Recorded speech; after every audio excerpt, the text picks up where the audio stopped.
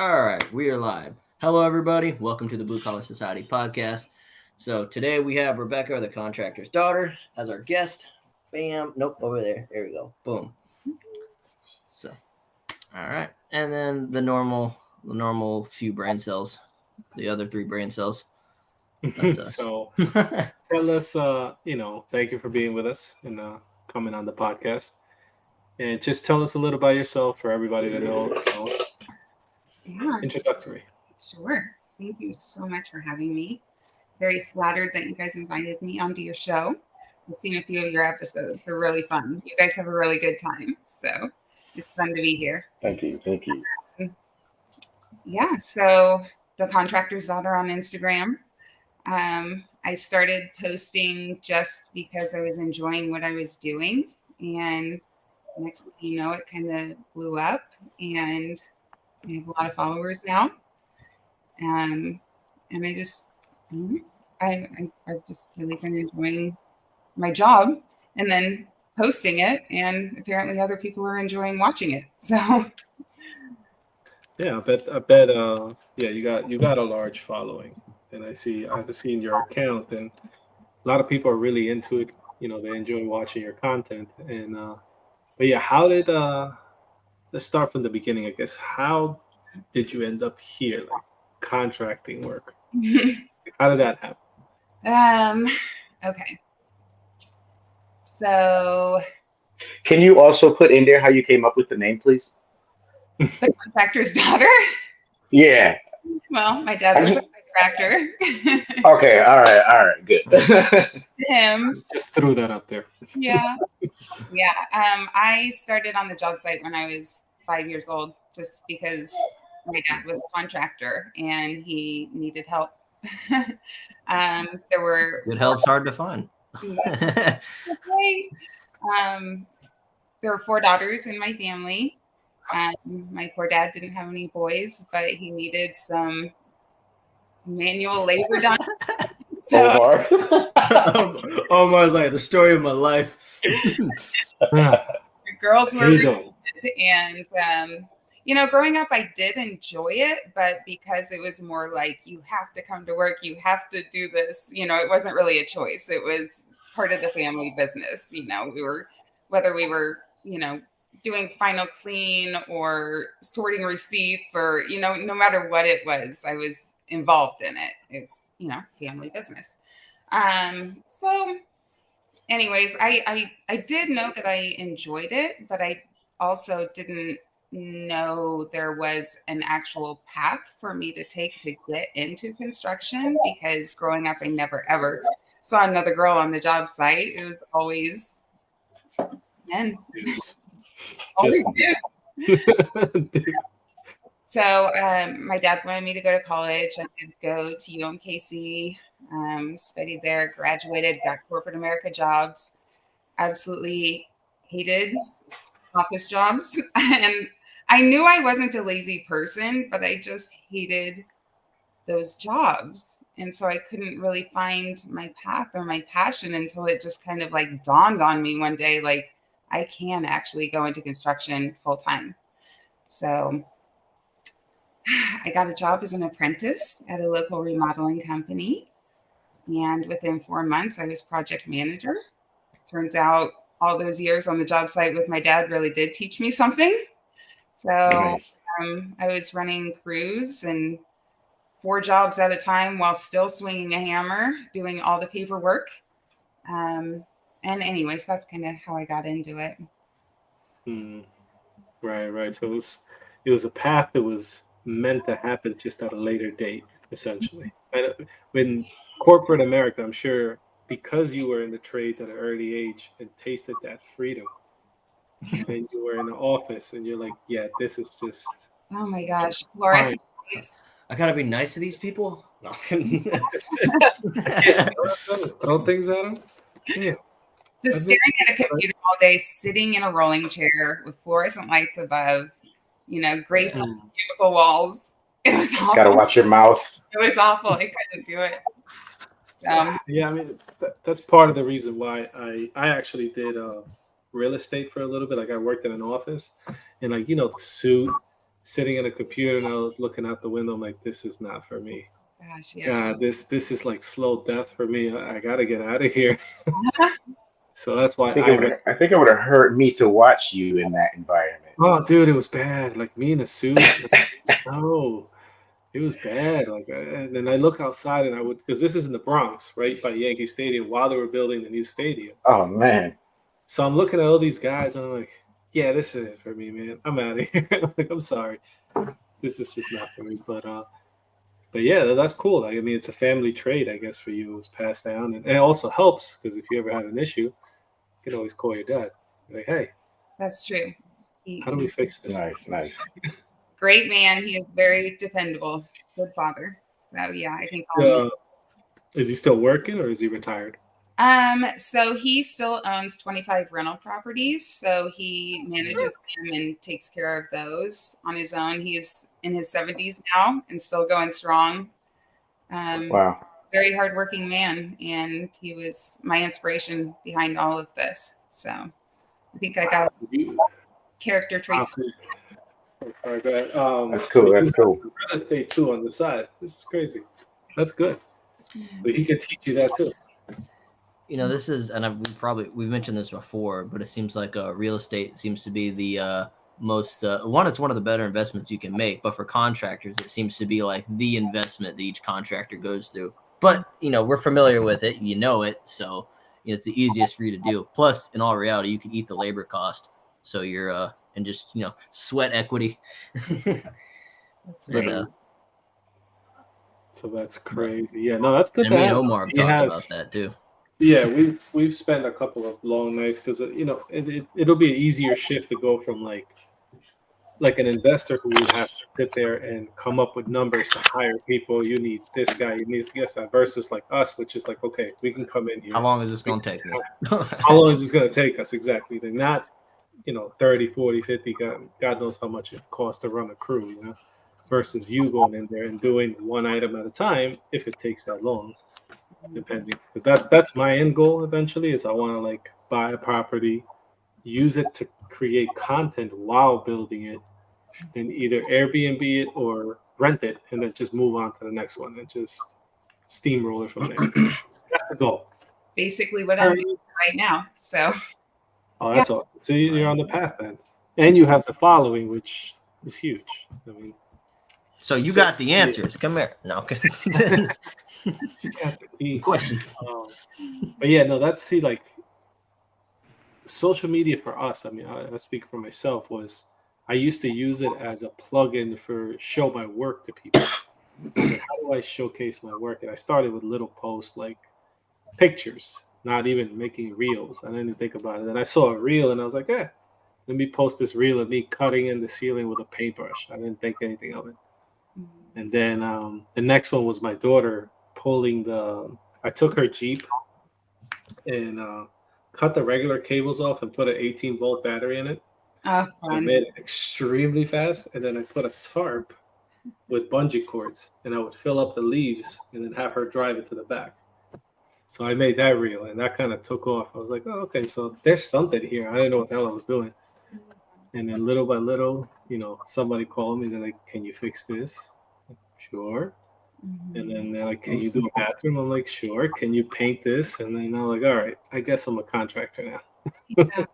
Yeah. It is a really great way to be able to showcase your work. Like anyone can say that they can do these jobs, but where's the proof?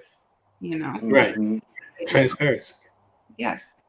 Yeah. And then that's also too, like I find now, like, and I've heard this from customers too, where they're like, they follow you on Instagram, they see the work as is happening, and they're kind of like a little bit standoffish if there's a contractor that doesn't have social media.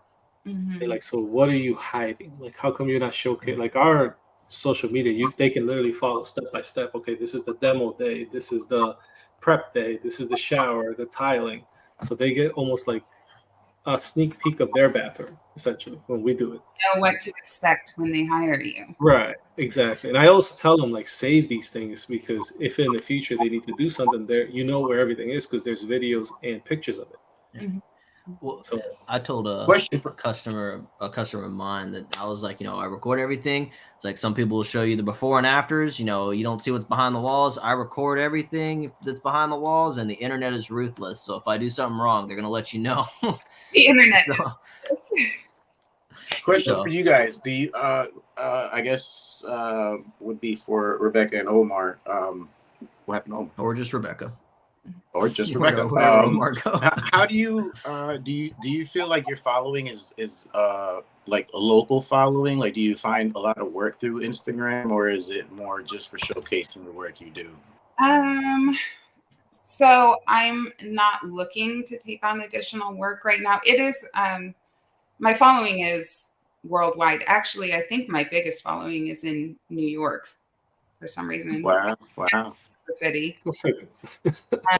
So people do email me, but as of right now, I'm not taking on additional work. I was doing subcontract work before I purchased this property, and I had my contractors that I worked, my trusted contractors that I worked with, because I can't just take any job. I'm a solo female. I have additional risks that other people in construction don't have. So there were specific contractors that I would work with. And then I told them that, okay, I'm purchasing this property, so I can't take on any of your jobs right now, but give me a year and I'll be right back with you. And they were so supportive, Wow. and just call us if you have any questions, if you need us to stop by and look at anything, like they were so supportive. So after I'm done remodeling this house, if I decide to go back to subcontract work, I know that they'll be there, and they'll have my back too. So That's good. That's good. I guess, Omar, since you didn't really catch the question, I was asking if your following is would you consider it to be a pretty local following? Like, are you finding work through Instagram specifically, or not really? for me, only recently I've had 2 inquiries from it. I mean, I don't have a lot. I only got like 13,000 followers, which really, in the scope of things, Funny guy. Me and Jeremiah just sitting here eating the crumbs. This is the end result of 3 years of posting. Okay, it's a long time. I put in the Same work. for me. But, Same for me. I've been posting for 3 years. That too. I did. I never really took it serious either. But that's the thing. Like, since we started talking, we've been, we communicate among 4 of us, and we kind of give ourselves tips as to how to do things. How to do reels, what you should be focusing on. We try to help each other out because nobody really knows. Time. It takes a lot of additional time, which a lot of us don't have. Like you guys were saying before we even started, just being contractors, like the editing portion of it. When I come home after a really hard day, the last thing I want to do is sit there and edit videos. I need to eat and go to sleep and get ready to do it all again. So sometimes it'll go a little too long between posts. Sometimes it'll be like a month, but I really, really try to not do that. Yeah.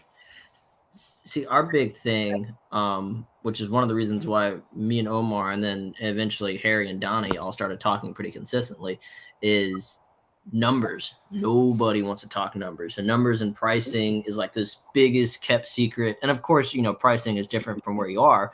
But as long as you understand the process, right? If you know your pricing, you find out your pricing. As long as you know the process, you know what to do.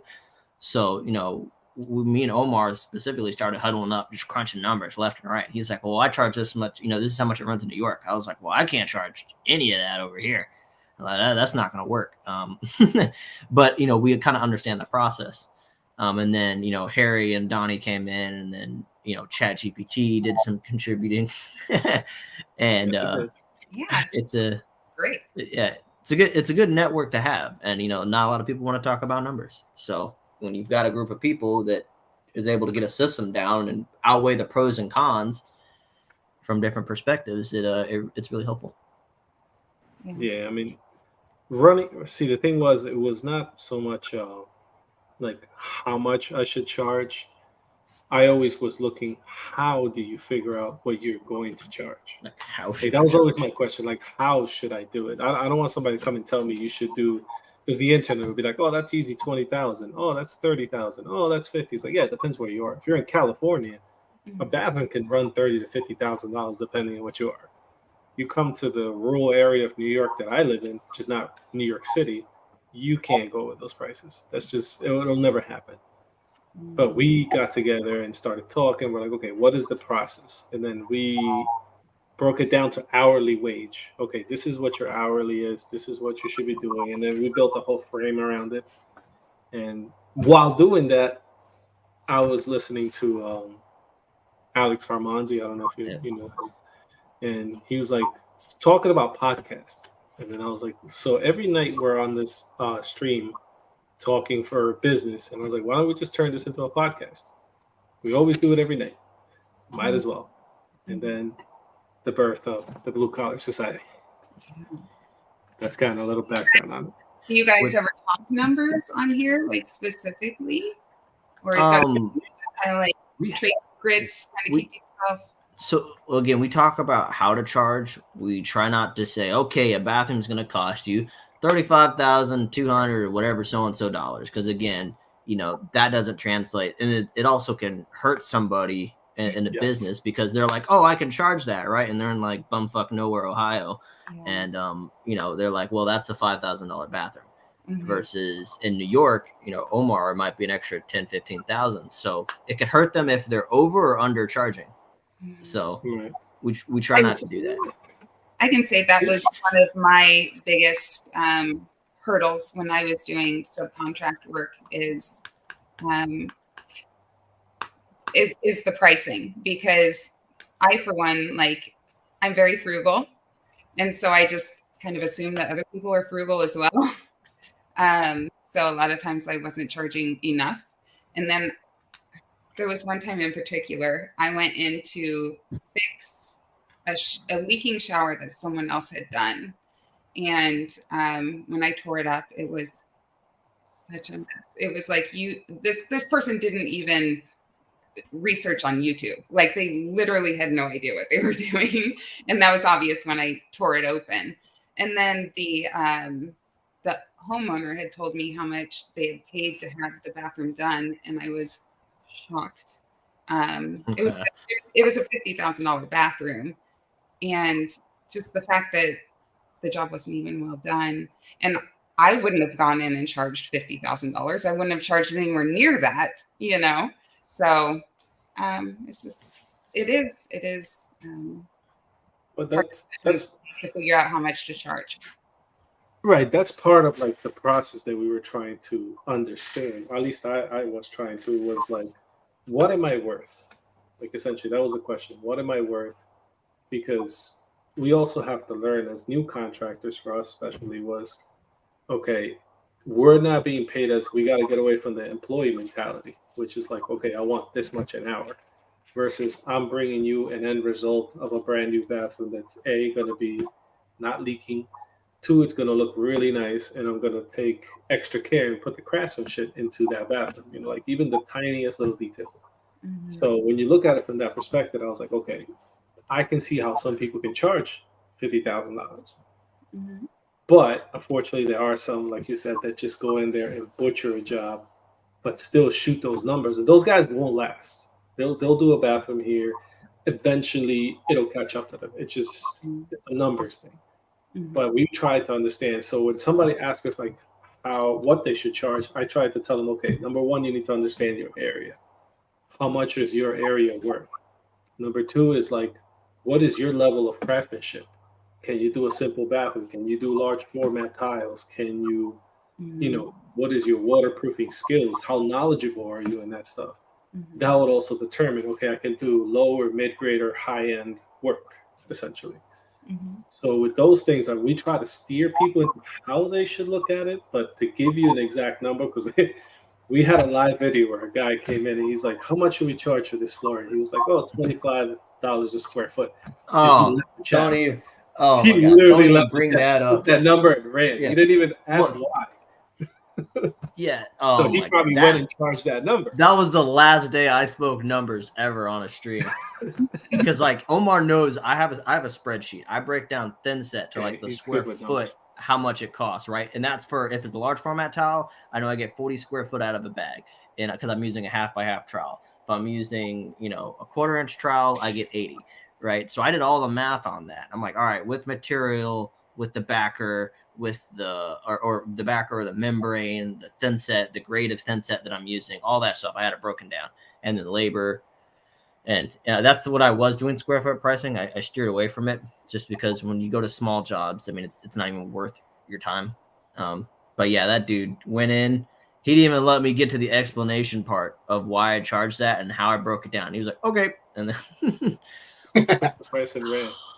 So that's, and you'll see it on the internet. I'm sure you've seen on like all these pages and chats. They go in and they try to get fancy as to how they want to ask how much I should charge. They're like, oh, a customer or my friend, but they're always trying to like let somebody else do the process of doing your estimate, essentially. Mm-hmm. And that's kind of annoying because it's like you're not really in the business. You're just trying to, like that guy that got 50,000. He's just trying to get that one number, maybe two, and just go on, versus actually having to put the work in and trying to figure out, okay, this is my market. I can charge X. I live about an hour away from, I don't know if you know JC Tile, you've probably seen him. Mm-hmm. He's literally an hour away from where I live in an old town that I used to live in. He can charge 3 times the amount that I can. Mm-hmm. And we're literally only an hour away. Mm-hmm. So it could be that different in pricing. Mm-hmm. So we try to educate and teach the process rather than, or at least share the process, because I don't know the answers. None of us do. Also, a little bit of background, I guess, on what the work that we do, so you kind of understand. I'm pretty sure you can tell from me and Omar specifically, we primarily do bathrooms, kitchens, and anything tile related. Mm-hmm. Harry, on the other hand, that man will build you a rocket ship if you gave him enough time on YouTube. If you want it, if he's like, I don't know how to do it, but I'll figure it out. That's our job, Harry. This man, YouTube certified. Flattered. Yeah. and see, now that's another interesting thing too. Like, so for the female perspective, let's say, obviously there weren't that many females in the trade. Can't use that word. You're gonna get us canceled. I know. So somebody. I say you can't use that F word. We're gonna get canceled. What is it? They, them. I don't care. But I don't think. Let's go with that. Okay. So, yeah, being included, was that a challenge? Because I'm sure, us Neanderthals weren't accepting at first. As far as like, when you go to job sites or you even went to estimates, I'm sure that had to have played at some level of degree. Or it honestly is always a hurdle that I have to cross, but it's something that I'm very aware of, and I'm not like offended by it. I just know that it's like part of the process right now. Like in the future, there are more women getting into the trades, Yes. And in the future it won't be this like this elephant in the room, I guess. So I guess when they first see me, they're just like, oh, they assume I'm the homeowner. They assume this has literally happened. They've assumed I'm the homeowner. They've assumed I'm the designer. They've assumed I'm the maid. I'm like, no, I'm the general contractor. No, get off my job site. Or they're like, oh, are you the designer? Or are you the real estate lady? Mm-hmm. Like, no, I'm the one that's. But I would have went with it too. Just like wait for them to find out, so they feel like they feel bad later. Just come back and hand them their check. Like, thanks for your work. You can leave now. That's awesome. Yeah. So I'm sure that's a hurdle. Within 5 minutes of talking about the job, like they know that I know what I'm talking about, and it's just a very easy thing to get past very quickly. And I've never had anyone treat me disrespectfully, honestly. I mean, not that I can like remember right off the top of my head. I've heard little things like people talking in the next room and stuff like that, but it's just not, I don't let it bother me. That's not what I care about. I just stay focused on my job, Right. I mean, like, because, we have Jeremiah, who's 22 years old. So he's the youngest one out of all of us, which is not I want to say the same hurdle, but like, people are a little bit more. I find it standoffish if they see a 22-year-old doing this. They're like, "Well, what do you know? You're 22." I'm Right. gonna tear out this wall. It's gonna cost you about 30 to do it, and they're like, "What?" Yeah. So that was the question because he's told me he's like, yeah, they see my age and it kind of like people get on the style. She's like, yeah, well, I was swinging a hammer at 10. It's probably very similar to that. Right. If people are kind of standoffish to you because you're young, people are it's probably similar for me. Yeah. Well, I can get around it by not shaving my beard. I don't know if that's gonna work for you. That might I have guessed you at 20. Because the beard makes me look older, and honestly, a lot of the homeowners they don't find out my age until we're under contract, and I'm like, oh yeah, I'm 22, and they're like, what? I'm like, what? There's not much height in this. They're like, how old are you? I was like, my company about a year and a half. Like, how old are you? Oh, company, year and a half, some change. I've been doing it for 4. I wish So, I yeah, could. no, that's He always knows I'm the contractor when I show up. That's because you look mean. yeah. But you always got that look like you're about to kill somebody, man. Hey, relax. It's my Oh, so Donnie is asking on the chat, do you ever feel that you're at a disadvantage because you're a female in a trade that is dominated mainly by men? That's this question. Is that his or is that his wife asking that? Probably his wife. He didn't finish it, but he said, but women want and can do it as well. Right. I mean, it's that part might have been Donnie. It's a fair question. Do I feel like I'm at a disadvantage? No, I definitely don't. By the way, Donnie, the 4th of the podcast. Yeah, he's just kids are sick, and he's got fatherly duties to handle. Which also Jeremiah's the only one without a kid in here, so in the podcast. So, but yeah, no, that could be, I guess. I could see that being before. For some reason, I see so many more females now involved in the trades, and they're actually pretty damn good at it too. Because especially for like bathrooms, for instance, like you guys have the stylishing eye or the vision, I should say, like colors and all that stuff. When they asked me, they're like, "What would you do?" I was like, "White floor, white tile, white vanity." Yeah. Cannot go wrong. You don't like it? You can always paint it. It's freaking awesome. Yeah. I'm horrible with colors. I get sick of that. Yeah, because what they'll do ask. You think? I'm like, I don't. Usually, that's why I have a wife. She does that. I just build. So and that's I could see that being an advantage for you guys because the style part of it. Because most of the time, whenever you go to a job site, for the Florida, at least for the most part, it seems like that ends up being just have a better eye for it. We're just like, we're gonna slap it on the wall. If it was up to guys to design stuff, they're like, yeah, the towel rack's gonna go over there. I guess the vanity can be by the toilet, or we can put the toilet in the shower so I can. Well, that would be an advantage, I guess, and wouldn't it? Yeah, absolutely. That's what I mean. That's totally the advantage because they can. Most of the designers that I've seen, like at Floor Decor, it's all the girls. I haven't seen a male designer, I guess. Only the girls. Was that? I was asking her that question, bro. Oh, my bad. No, I'm reading. Oh, he said baby's at the hospital. That's why. Okay. Nice kid. But I mean, design to me doesn't come naturally or easily. I still have to do a lot of research.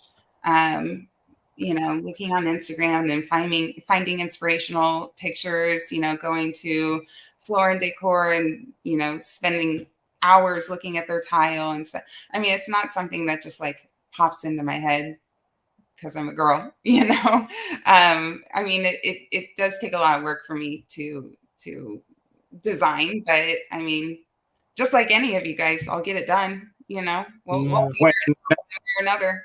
It's going to happen. When you're redoing these properties that you have, are you one of those type of people that can just like walk into a space and just like visualize what you want it to look like when it's all said and done? Or do you have to I can't. So I have to like go to the drawing board and like see it from above and like try to figure things out that way. It depends on the property. Sometimes it's harder than others. Sometimes, depending on what the customer wants. But again, like I've been a project manager for a local remodeling company. I've been a subcontractor for local contractors, and now I'm doing my own houses. So this is the first time where I've ever actually been in charge of design because I'm doing my own projects.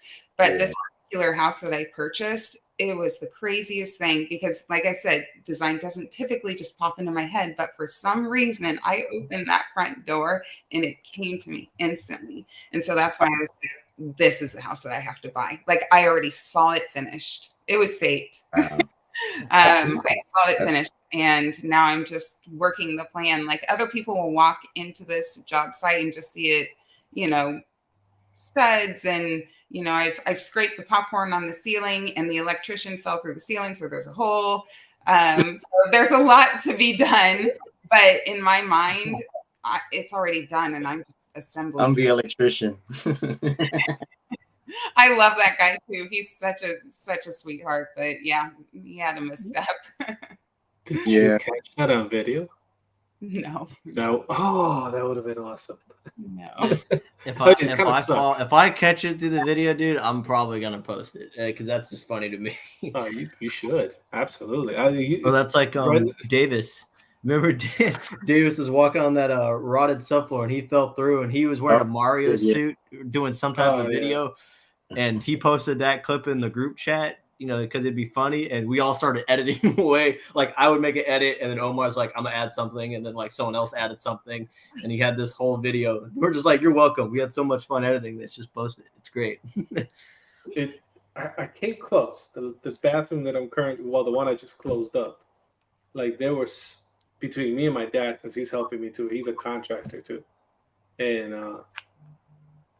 there were a couple times where like, okay, we're going to go through the floor. It's just going to happen. We've made like peace with the fact we're going to fix the bathroom downstairs. Don't worry. So then it's like I've caught myself, he caught himself, or I caught a piece of plywood that would fit three floor joists. But if you shift it just enough, you step on it and it'll go sideways. So every time it was like, all right, let's focus on the walking here. Let's not go through the floor. So finally, it's amazing how you learn to step on air. Somehow you take that step and you shift your weight just right.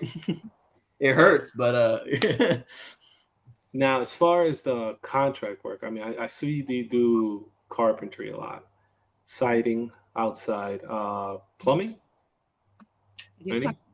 Yes. You do plumbing, electrical, probably light electrical, right?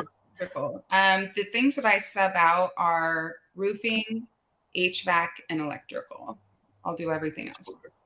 Smart. Now, does your state require you to legally subcontract that stuff out, or did you just choose to? Well, because I technically own this house, do anything really, but those are just trades that I'm not comfortable doing. So I do sub them out, but I do, even though I'm allowed to do everything, I still pull all the permits and get all the inspections. So. Yeah, see, here in North Carolina, and even in some cases, if you own the house, you have to pull a permit. And if you're going to do work that needs to be inspected, you have to fill out a homeowner exemption affidavit, which also means you can't sell your house for 2 years. Yeah, so there's that. But in North Carolina, as a contractor, I have to legally sub out electrical, plumbing, HVAC, mechanical. Now, if it's like replacing a P-trap, I can do that. A toilet, I can do that. I can relocate a receptacle as long as I'm not extending the wire. Right. So once they start jumping wires or having to extend it or add stuff in, I'm supposed to legally get an electrician involved. So kind of sucks for me, but things are so different.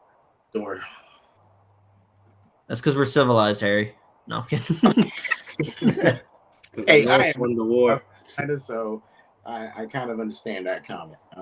Yeah, you're from Connecticut, bro. Really? Aren't we more transplant? No, you're not more civilized up in Connecticut. What do you mean? We won the war. Me specifically, I'm not, but I mean, I guess. So yeah, no, that's New York is also same thing. If you own the property, you can do all the work. You don't have to like pull permits or anything. You don't have to, but you want to anyways, just because like you said, resale value or Airbnb rentals or anything like that, you're gonna need all that stuff anyways. So we tend to do that. I mean, if real estate, you have to. I would assume you have to do it all by the book anyway, because it's all going to get inspected. So why would you? Within reason. On over here, the city's like, this bathroom wasn't on our plan.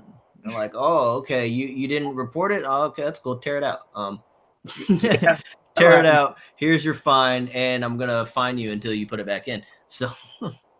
Well, that'll happen here in Charleston, but here in my county, though, things are just it's like the Wild West out here. I guess in Berkeley County, it's different.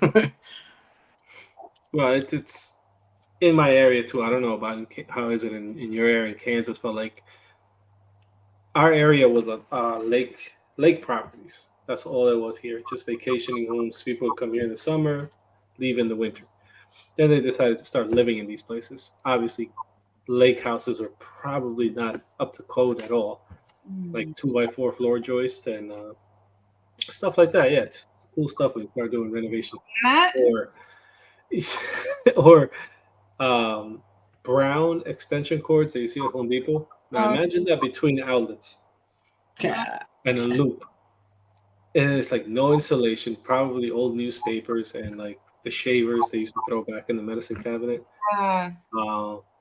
So that's what you find here in certain, like near the lakes. It's guaranteed. Like I went to see a job today. It's 4 joist. What was I say? 2x6s or 2x8s? I think it was 2x6s. 2x6 floor joist.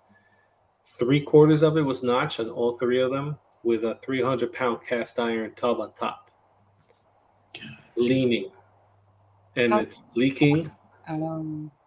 It's rotted. There was some stuff waving back at me, so I don't even know what the hell's growing back there. So she's like, "What do you think? You think you could fix the shower only?" I said, "At this point, no. Like, you're looking at a full gut. Probably we're gonna have to jack up your house on that side because of the joist that they cut out." I was like, "You might want to call your insurance because this is gonna be a big one." But yeah, in my area, it gets crazy. Some houses were there's no permit. And even the more north you go to New York, like actual New York, not New York City, it gets even more crazier with like the permitting is a county by county base. Oh yeah, because Shafiq from Goat Tile, I think you said had to pull a permit just to install a backsplash. Yes. Which was so much. That's crazy. Not only that, but he's got to do the work sometimes 12 stories up, man. that's enough of a and there's limited time. Can't use the elevators. Jose was telling me about that. Like, can't run the wet saw for like 3 hours a day. You know, during my plumbing days, I worked on Trump Tower that they built in Westchester, White Plains, and we had to pull the van up. They had to park the van. We weren't allowed to park the van. We had to put our tools in a dolly. They had the security team inspect our tools, walk us to the service elevator, bring us to the house, to the apartment. We got 30 minutes. If you forgot something in the truck, it was a 2-hour ordeal. It could be as simple as a pair of pliers. They have to go down there because there's Ferraris and all kinds of stuff parked in the basement. So just to move sink 2 inches over, literally just shift it over. That's all they wanted. It took us 8 hours. So he's like, we're not taking any more jobs at Trump Tower. We're not doing it. The pay is good. They didn't like even bat an eyelash to the pay. He's like, but I'm wasting the entire day to move a sink. This is not for me. So, but that's New York. I guess a question for you, Rebecca, because obviously you can tell between me and Omar, tile's our thing. We like tile, and we do bathrooms and whatnot. But do you have a specific part of the construction process that you like you just enjoy doing? Ooh, gosh. And which one do you hate? Start with that one. Probably tile. That works out. That's job security. Tile is like I need to move around a lot. Like I love to just be like running around and lifting heavy things. And I know that tile definitely involves a lot of that, but I find myself standing in one place a lot. Like if you're like tiling a shower, right? You're standing in the shower all day long. One spot, staring at the same wall. On me. I mean, I'll do it, but if you guys love it, then God bless you. Thank you so much. I think it's our OCD. That's why we have OCD. Me and Omar love it. We'll both be in the same shower. 2 guys in a shower 8 hours a day. Yeah, it's coming up. That's another project that we got. But now, okay, so you hate tile. Right. I'll say that I hate tile. I just like don't look forward to it as much. Okay. Yes. See, I think this is why I have to be a general contractor or a project manager or, subcontractor where I can do a lot of different things, is because I love doing a lot of different things. There are some people who are amazing at just like focusing on one particular trade and they become absolute masters at it. And I envy that in a way, because they're going to obviously learn tricks of the trade that I'll probably never get to down the road, but maybe I will. I don't know, we'll see. But I just love to do a lot of different things. Like right now I'm doing siding and exterior painting. Next I'm going to be doing drywall, so it's exciting to me to like change things up constantly. Omar, she said the D word. I'm actually opposite. I kind of prefer to stick to the same thing for a little while, because even though these guys don't consider me a tile guy, I guess, because she just said him and Omar, but I consider myself a tile guy. I just haven't had the opportunity to stick to it for a while. In the past 3 years since I started my business, I've done just about everything. The only 2 things that I can say I don't like, I definitely don't like roofing, and I stay away from HVAC because I just have no interest in learning HVAC. Everything else has been interesting to learn, but the reason why I like tile and flooring the most is just because of the before and after for me, which is also one of the reasons why I want to get into the whole buying my own properties and being able to do my own flips and things like that, because I enjoy the thing that I enjoy the most about it, I guess, is just that end result, seeing it all come together. I sometimes hate the process, but that's just sometimes it can get a little overwhelming. But be a contractor, they said. This is fun. Don't do it for too long. I can hate it. But what'd you say? I said you're in the process, like, be a contractor. Yeah, it'll be fun, they say. And then when you're done, you're like, yeah, I did that. That's right. Oh man, dude, that is definitely me sometimes, bro. Like, yeah, seriously. I mean, when things are going smooth, I love it. When things go wrong, I hate it. I mean, how many times have we quit mid-project and walked away? Like, that's it. I'm going to corporate America. This was fun. I'll sell all my tools. I'll get all my money back. Then you go have like an energy drink or a coffee, and you come back like, all right, fine, I'll finish it. This is the last one I'm doing. I'm never picking up the phone again. As soon as you get paid, you're like, all right, it wasn't that bad. I could do it again. There have been I'm loading up the truck and I'm like slamming my truck door. I'm like all angry and tired, and it's like 8:00 at night. You didn't expect to have to work that late. You're just like, I don't know how much longer I can do this. And then the next morning, for some reason, all that passion comes back. So that you're in the right industry and you love what you do. So it's like start fresh every morning. Here we go. I love that. Yeah, I know. We all do that, where it's just like, all right, if I don't do it, nobody else will. Let me get up. I'll go do it. And Harry, just in my defense, I included me and Omar because we primarily do the tile and stuff like that. I see you more as actual like a general contractor because you do a bit of everything.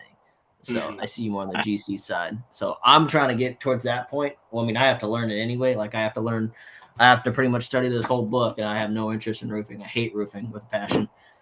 So but I've got to know this stuff to get my license. So, well, since you kind of touching on it, but how many years exactly have you been? Was it between being a general contractor for the local company and up until you started your own operation? How many years was in that? I've been doing this full time for about 7 years. Oh, man. Before this, I was, like I said, working in corporate America, or I would while I had my office jobs, I would work for my dad when he needed things done, or I would do projects for my friends, my neighbors, so I knew that I always Cool, cool. and I knew that that's what I wanted to do. But yeah, it was just that I had to have that aha moment that why am I making this a side hustle when this is my passion? This is what I truly love. Let's Yeah, chase the dream, let's go for it. And I did. yeah. That was about 7 years ago. And I am so thankful every single day that I made that decision and that I'm here now. I love what I do and I'll never stop. That's what's up. Now, what was the moment, the tipping point? There had to be a specific tipping point where it's like, that's it, I'm doing this. So I, not to get too deep, but I was feeling really lost. I was feeling really lost because I knew that I wasn't on the right path. I hated going to work every day. I hated going to those office jobs, but I didn't know what else I was supposed to be doing. I just knew that I didn't like this. And so I was listening to a lot of motivational videos. I was listening to, let's see, who was it at the time? Les Brown. Ooh, I love that guy. Me too. Hell yeah. Les Brown, TD Jakes. I don't know if you've heard of him. Rohn? You like Jim Rohn? I don't know who that is, but I'd love to maybe Oh, if you've listened to T.D. Jakes and Les Brown, you've had to have come across Jim Rohn. I mean, maybe he's not so much in the spiritual sense, but he's definitely all his words are, and he's got this cool ass voice, man. Oh man, look him up, please. Yeah, I will. I just jotted that down. Yeah. So Steve Harvey and Joe Rogan and more recently I've been listening to David Goggins and Jordan Peterson, people like that. Yeah, But Jordan Peterson's is the one I like a lot. I love him. I saw him when he was in Kansas City. Great.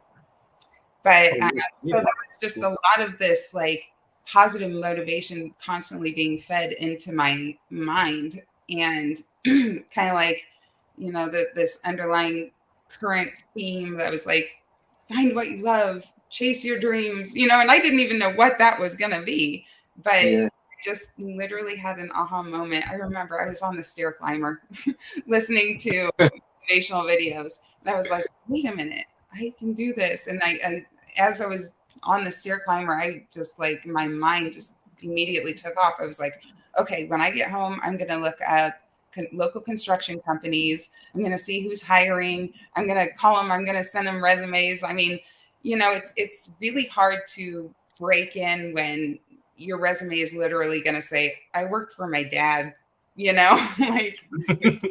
trust that you know what you're doing. So, so what I did is I found a larger construction company. It wasn't just a group of 4 men or, anything like that. It was, they probably had 20 employees.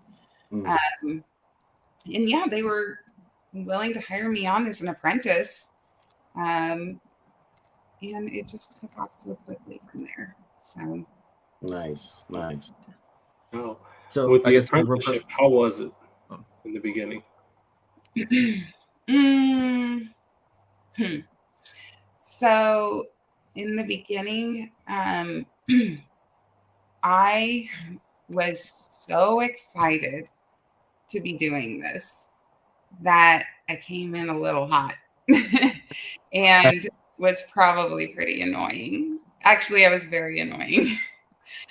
Just trying to outwork everyone and prove myself and try to be one of the guys. And we came across really flunky, and it's really embarrassing to think back about those memories now. But the team allowed me some grace and some time to settle in and a little time to chill out and just become part of the team in my own way. Because like I said, I was trying to be one of the guys. I was trying to like bro around or whatever.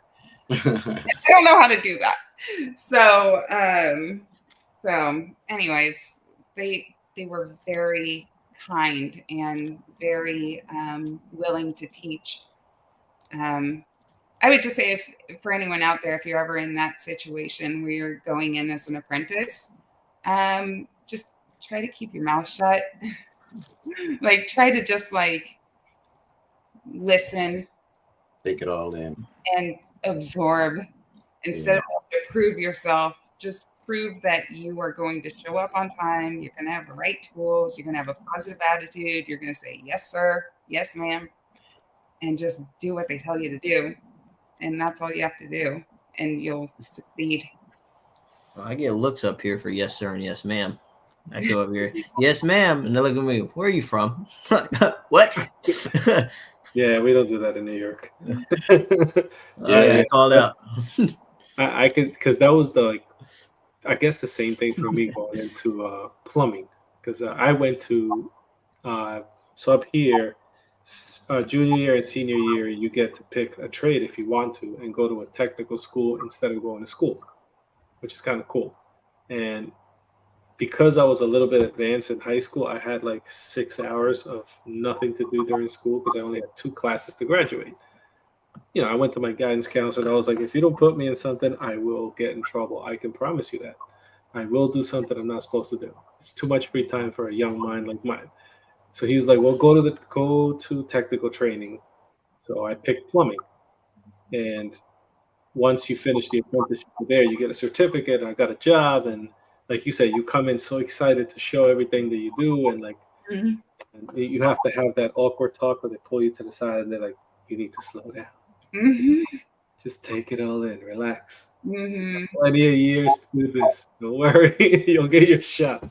So I've had that conversation. I'm sure you had too, where they pull you to the side. They're like, listen. They actually never pulled me to the side, and I kind of wish they would have, because it would have ended my goal a little sooner instead of figuring it out for myself. So they just wait for you to come in one day, like, you're done now? Okay, cool. But I mean, I could see that being tough for like most guys to be like, have that talk, because it's different when you talk to another guy. Like, you'd be like, hey, listen, settle down, son. Don't worry, we got this. Like, and like, how do you approach that? So this is like these barriers that are starting to come down now. It's like being able to integrate it all in one circuit, I guess. So I could see how like that must have been weird for them as much as it was probably for you. They were like, okay, definitely. Normally, if Larry doesn't listen, we chuck a tool at him. We can't do that. So, it's different. It is different. So, they all laugh because we've all had a tool thrown at us at some point in our career. It's the rite of passage. Yeah. It's how you learn. And from the plumber that taught me plumbing, 3rd generation plumber. I mean, his grandfather, his father, then him. And he was like, I'm going to extend my hand. The tool that I need should be there. That shows me that you're paying attention. And obviously the first 3 were the wrong ones. So he just grab it, chuck it back, put his hand out, grab it, chuck it back. And I was like, all right, fine. And then, you know, after the first day, I'm like, I'm quitting. That's it. I'm going to work at McDonald's. And then I come back the next day. I'm like, I'm going to succeed. I'm going to succeed. Okay, he's like, you're done? All right. I'm going to prove him wrong, and then I'm going to quit. That was like plan when I started plumbing. I was like, I'm going to prove him wrong that I can do this, and then I'm going to quit and do something else. I still haven't quit, so yeah. But yeah, I can see how that, you know, the excitement, trying to, especially having the background. You know, because you came from learning from your dad. So sometimes I'm sure you saw things where you're like, that's not what you're supposed to do. But as an apprentice, how do you say that without pissing off the guy? You know, you're doing that wrong.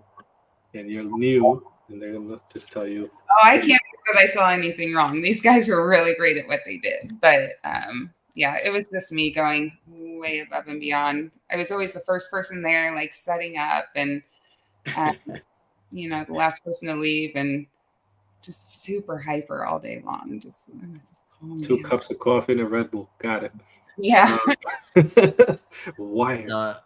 And Omar, I'm that person, man. I was like, you might have 30 years experience. So I was like, that's screwed up, right? And they give you that stare. And I was like, I mean, you can be mad at me, but am I wrong? So Yeah. That's the rite of passage as far as the trades go. Another thing too is fitness. I think I saw somewhere that you were into fitness. Hmm. What part of that? Like what type? Well, back in the day, I was a professional figure competitor. I think it was just all of this energy that I have. And working in a corporate job, I had to do something with that energy. I don't go to the gym anymore. Now I just go to the job site, and that exhausts me every day. So, and I stay in really good shape. I mean, I don't have to diet. I don't have to go to the gym. I just go to work, and it works out for me. So, And no career on that? Like you didn't see a career happening with, I guess bodybuilding at that point, right? oh no, that wasn't really a goal. It was just hobby. It was a hobby. So Picked a hell of a hobby. Okay. It's like, let me go build my body. I'm bored. So, I'm gonna go lift. so how do you think that changes now? Do you come home after a hard day's work and go, I'm gonna go for a run? You're like, nope. No. The routine's over. I did the reps. Yeah. I mean, I think when you've had a really hard day. I mean, there's probably times where I'm doing things that don't require as much physical energy, to where I will feel like, oh, my hips are getting a little weak. Let me do some squats or whatever. But for the most part, 95% of the time, my job keeps me in shape. Yeah. That's the only reason I don't get any fatter, guys. I'm staying right where I am.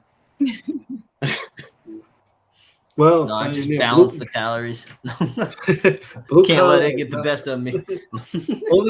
I've noticed only recently have they actually started focusing on like what we eat versus the street hot dog that we wash down with coffee or Red Bull, gas station food. God, that was so bad. But now I see like the blue collars kind of like actually like, hey, maybe we need to actually like enjoy our retirement, Take care of yourself, not die before of it. Take care of ourselves. I'm not sure I know where you're going with this because we were just drinking blue collar mimosas the other day. Well, okay, listen, we had to try that. That goddamn was poison, bro. That was horrible. Have you had that yet? Blue collar mimosas that going around. You don't need to, Rebecca. You really don't need to. You're not missing anything. I don't know what that is. What is that? Okay. So it's 1 part orange juice, 1 part Red Bull. Okay. I know. Okay. That's the trick. It equals throw up. That's what it is. It's cheaper than laxatives. No, I'm kidding. No, I enjoyed it. Orange juice. Right. I know, but it's you took that's just the morning started. Is that what you're saying? Right. That would be like supposed to, yeah. It's so bad that it wakes you up for the whole day. I like it. It's not the worst in the world, but I wouldn't drink it just because I think it tastes good. Omar has to be weird and different, so he likes it. Yeah. God. It tastes good. I don't know what to tell you. This week, and I'm gonna tag you guys on Instagram, and there we go. Yeah. Mimosas. Yeah, definitely. Yeah, give it a shot, but I don't know. Don't make it a thing. No high hopes. So in your post, you like took a big gulp, and you're like, let me try again. You took another big gulp. If you didn't like it, why'd you go the second time? Bro, because I wanted to get. I have to get the taste, man, and I was trying to like lock in what exactly was that. It tasted familiar, but I couldn't figure out what I was tasting, and it didn't. It was. I didn't know how. I still don't know how I feel about it, but I know I don't like it. You got to drink it like those wine connoisseurs. You got to aerate it, and then you got. Yeah. Try to get coat the whole tongue with it, man. Yeah, that's bad. Still bad. So that's the blue collar. I don't know who came across that. One of us did. I did. I came across Jeremiah, TikTok. I brought it last up week on the episode. Yeah, I'm sorry for putting us through that.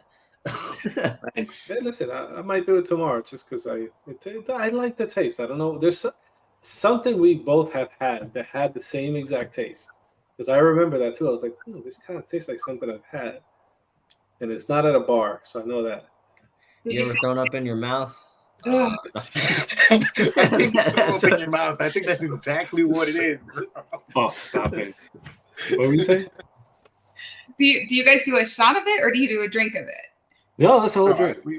I drank the whole thing. I paid for it, so I'm gonna drink it. Oh no, I did not drink the whole thing. I drank maybe about 2 ounces of it, maybe if even that. You're a quitter. Because it was like in my the deli next to my house, they have a freezer with cups of ice for your iced coffee. So I put the orange juice. Oh, that's what that cup. is? Yeah, that's what that is. And the cashier just looked at me. He was like, "You get coffee?" I was like, "No, I just want the cup." He's like, I had to pay for a fountain drink with mine. They wouldn't let me take take over the ice, cup. though, didn't you, Omar? You What's poured that? it over ice. Fancy. Rice? Did you pour Ice. it over ice? Ice. Yeah. Of course, it's gonna be a mimosa. Yeah. Great. I didn't pour it over ice. I What? just drank. I mean, they were cold, but I didn't pour it over ice. Well, That probably what would have been swine better. are you? We're discouraging her from drinking this. She said she was going to try it. We're like, yeah, you ever thrown up in your mouth? And yeah, She it's has not to the try. worst. Yeah, you should try it. Take a little sip. And let us know. And curious, because some people, just going through TikTok, some people are like, oh yeah, this is pretty good, and then there's other people that's like, yeah, this is horrible. So be Can't be worse than curious to see. Red Bull and Jaeger. I mean, Oh, Oof. why would you even do that? No, Jaeger bombs? You never had Jaeger bombs? I Jaeger have bombs. but That you don't love yourself if you do Jaeger bombs. Usually they're at the tail end of the night where we're trying to really close out the night. That's where the Jaeger bombs come in, or sake bombs. But Those are good too. I guess back. This really is a blue collar podcast. We're already talking about Yes. getting wasted. But I guess to get back on topic, as we were talking about energy, so for you specifically, I guess, do you see the need to take some type of, I guess, energy supplement, whether if it's good for you or not, or do you just naturally have that energy? I do naturally have a lot of energy. I always have. Always. I'll have like a cup of coffee in the morning. Mm-hmm. I eat really healthy though. I have like a protein shake during the day, and Oh. I don't know. I just fuel myself with healthy food. She was at the Oh, fitness, so she eats better than us. Yeah. We eat eggs. That's my breakfast. I'm fitting this Big Mac in my mouth. Speaking of Big Mac, If I did that, I would be so tired in the afternoon. Yeah, yeah. I will have to say you feel that afterwards. You have something heavy and you eat crap, like especially when you're hungry. I get to the point where it's like I need food and I need it now, and I don't care what animal it comes from. Sometimes, and then you eat it, and at the end you're like, you just did that, and you feel bad. You're like, yeah. Yep. Well, see, you coming from somebody who used to work out, not for like any professional reasons or anything like that, but I know that when you're working out and you get into that lifestyle and of just everything being kind of, when your meals are coming and where your meals are going to be and things like that, you don't really lose that unless you kind of just fall off completely. But so I wouldn't, somebody with a background like you, I wouldn't think that's something you would kind of lose because you still have the physique. So, well, you're right. I guess that's when I really got into the habit of it, was doing the figure competitions. I did learn how to eat clean with the chicken breast and the egg whites and the rice. And I just noticed that I feel better when I eat that way. So it's true. It's very true. Now, are you doing 3 meals a day or 2? So when I'm working during the day, I have, are you guys familiar with AG1? It's like Athletic Greens. Yeah. It's Athletic Greens. So I'll have one of those. I'll have, a homemade protein shake where I'll just do like fruit and some protein powder and some cinnamon and some water. And then I'll have like some, organic pretzels. And that's all I eat during the day, and water. And then I come home at night and I eat a healthy meal. And we have to take care of our bodies. Our bodies are what is doing this all day long. So absolutely. I want to get back to that athletic greens though. Yeah. Have you go? Sorry, Gary, go ahead. Do you think? Yeah. I mean, obviously Joe Rogan's podcast, you hear it all the time, and I have actually like put it in my Amazon cart a couple of times. It might still be in there, but I just haven't pulled the trigger on it because I am a heavy coffee drinker in the morning, and I just don't see myself drinking anything else in the morning besides coffee. But I mean, damn, that's probably easier for you to do though, because you've been kind of eating healthy for a long time. But what does that shit taste like? So it's actually really good. It's really? not. Yeah, no, it doesn't taste like a greens superfood that you would expect. Okay. What does it even taste like? It's kind of like maybe a little like lemony or something. Like has a really good taste. Now as far as like it having an immediate effect, like I personally don't know if you would be able to replace your coffee with it. To me, it's more like if you were to take a 1-a-day vitamin, like you just know okay. body, it's I not put it in my coffee. No. it's not making you feel any different. It's just healthy to consume. Gotcha. Okay, so I kind of had a little bit of a misunderstanding of what it was actually then. Mm-hmm. Yeah. Because I think. Sorry, go ahead, because you want to get. I was about to say, do they have they sponsored you? Because I know AG1 does a lot of sponsorships with contractors, like the Perkins Builder Brothers. There's some people out of North Carolina, and then I love watching their videos. And then I guess a spinoff of their channel is Ray J's Builder Brothers or Ray J Building Buddies, something like that. I think they're sponsored with AG1 too. And there's like 2 other contractors I've seen on YouTube. No, they don't sponsor me. I just love it. Okay, tag them. You'll see. They're more AG1, if you're watching. Yeah. But I don't know, I might order some of that and see it. I mean, I probably need to take better care. I do when I'm cooking, I'm fine. It's just when I'm on the job site, I'm like, I need to eat something now, or I'm gonna hurt somebody, or I'm gonna start eating drywall. Like that's my biggest problem too, man. Is just like always kind of getting to that point where your body's telling you, like, listen, you motherfucker, if you don't eat, you're gonna hurt something or yourself. So I might eat someone's child on accident. Like it's just dude. Like like I see. But normally for our young grasshopper here, he would have the Moldovan breakfast. Oh, coffee and Red Bull, and that should it holds me till dinner. And then Harry eats the grind, so that's how he gets his morning on. Then he pours the water in his mouth. Strong coffee in the mornings, man. And like honestly, when I don't make it strong, or if I am not paying attention for some reason and my coffee tastes not strong enough, man, I got to remake it. It has to be like fucking. What coffee do you use? Me? Yeah, Spanish coffee. You got it covered. You use Spanish coffee? I'll go get it. Oh, he's excited. He's like, I got it. He's excited. Ooh, coffee. See, I do use espresso Spanish more than coffee, actually. Ooh, espressos are fun to make. It always feels like a little treat. Yes. Yeah. Well, not when you probably not when you consume it the way that I do. It's not supposed to be in a mug. Yeah, I say I fill that up. It's not supposed to be like 10 shot. Oh yes, there you go. go. Yeah, Bustelo. That's all I drink. It's basically like cocaine. It is. It's literally cocaine. You know what's crazy about Bustelo is they sell the prepackaged bricks. The bricks. Yeah. And if you put too much of that in a filter, it'll actually overflow because the grinds are so thin. Yeah. You have to kind of be careful because they're designed actually for those what's that called? Percolators. We make espresso. You're supposed to make espresso out of that. Wait, that's not coffee. That's espresso. So we're drinking espresso as a regular coffee. It says it right on the fucking can. Espresso right there. So it's a good coffee to try. It's treated as regular coffee, but it's espresso, and you're supposed to have to boil the milk and use cinnamon. Right. That's right. the real right. Spanish coffee right there. So That's you how my boil the milk. grandmother in well, when she was still alive in Puerto Rico, that's how she would make it. Right. That's how I remember her making it for my grandfather all the time, just like that. Right. Yeah, with me was we had you probably seen this the canvas sock that they used to make the coffee on. Yeah.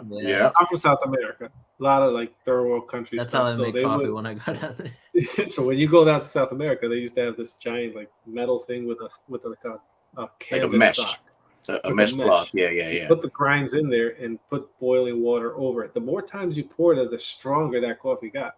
Yeah. So my grandma would do And 3 you times. twist She that. went- You twist and then that, and that's twist where you get it. the strong stuff. Yeah. Oh God, that's called that's 1 cup of that, and you're out in the field cutting all the sugar cane off the fields. So My it's grandfather good used to do coffee. that. That's funny as hell. But yeah, I'm gonna go ahead and buy some of that AG1 tonight. Try it out. I'm gonna. Yeah, Go definitely for want to. Definitely want to. We'll try the AG1. You try the blue collar mimosa. You're doing us a favor. We're probably not doing you a favor at all. now we have to do the AG1. We got to do the AG1 challenge. See if we can survive it. Yep. Without, because what's going to happen is as soon as you introduce that to your body's going to reject it since we've mistreated it for so long. Oh, Donnie says AG1 is legit. Oh yeah, I guess because Donnie's into fitness. Oh yeah, Donnie is. Yeah. He's our blue collar model. You know, Yeah. he's usually here flexing, but he's not with Yeah, us. he's definitely the face of Blue Collar Society podcast. You gotta drink. Also, he says you gotta drink your greens if you're not eating them. Who doesn't eat greens here? Oh, Really? I'll say I eat a lot of greens, so. No. But I guess you really can't eat too much though. Nah, I guess you can't. But Rebecca's no. the fitness guru here as of right now. So I'll, out of all 3 of us, out of all 4 of us here, yeah, you're way more qualified. Yeah, exactly. And so with the fitness thing, I'm sure you have to do a cut at some point, right? Mm-hmm. How enjoyable was that? Mm-hmm. Because I used to do wrestling, and we used to have to do cuts for weight. So the time that I won, well, no, let's see. I think it was the time before I won my pro card. I had gotten down to 4% body fat. Jesus. And it was not healthy. It was not healthy. So that's just too thin. That's crazy. But yeah, it was really tough. Right. I've heard the industry. So one of the guys that I used to train with, he actually went for his IBBF Pro back home. This is back in like 2013 maybe, Mm-hmm. and no, 2008, around 2008, and I mean he's probably still in really great shape. He's an older Jamaican guy, and he just kind of had the genes for it, but. And I think Donnie has even told me this too, that the industry itself is actually pretty pretty demanding. I mean, I guess that makes sense because you're competing for Mm-hmm. best body on stage. But how do you feel about like the industry itself? Is it something that you would kind of go back to if you had the time or something like that, or are you just like over that? I met a lot of really great people. Now I haven't been in it for it's been like 12 years. So I'm sure it's completely different than from when I was in it. So, when I first started, the first time I had ever been on stage, I had never even seen a show before. And there was nothing to even like look up online to like, oh, what are these competitions about? I just so happened to I was working out a lot. And one of the personal trainers was just like, have you ever done a show? Have you ever thought about doing a show? Mm-hmm. I was like, I don't even know what that means, but all right, let's go for it. Yeah, so I don't know. I enjoyed it. I loved it. I met a lot of really great people, and I mean, I probably wouldn't do it again, but that's just because I'm older now, and I don't know that my body can take it. Gotcha.